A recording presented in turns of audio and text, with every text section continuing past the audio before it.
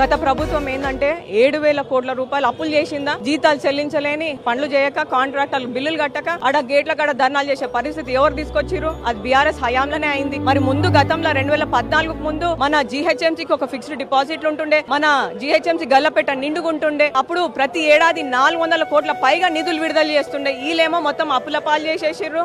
అసలు ఏంటంటే మరి రేవంత్ అనే సీఎం అయినాక నిర్జీవంగా ఉన్న మన జీహెచ్ఎంసీని పునర్జీవం పోస్తుర్రు. కాంగ్రెస్ ప్రభుత్వం అధికారంలోకి రాగానే 1000 కోట్ల నిధులను జీహెచ్ఎంసీ కేటాయించారు. మన రాష్ట్ర బడ్జెట్ ప్రవేశపెట్టంగానే అభివృద్ధి కోసం జీహెచ్ఎంసీకి 10,000 కోట్ల రూపాయలు కూడా నిధులు కేటాయించారు. గతంలో ప్రతిపక్షంలో ఉన్న కాడ ఆ నియోజకవర్గానికి 1 రూపాయి నిధులు పోకపోతుండే, ఆడ అనాథలు లెక్క అవుతుండే.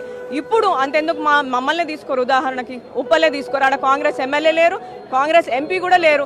మరి అన్నాకి ఇట్లా బాధ ఉంది అని చెప్తే దాదాపు ఉప్పల్ నియోజకవర్గానికి 200 కోట్ల రూపాయలు నిధులు ఇచ్చిర్రు. మరి పనులు అన్నిటి కాడ కూడా అవుతున్నాయి. సరే, గత 10 సంవత్సరాలుగా ఒక రేషన్ కార్డు ఇచ్చిర్రా?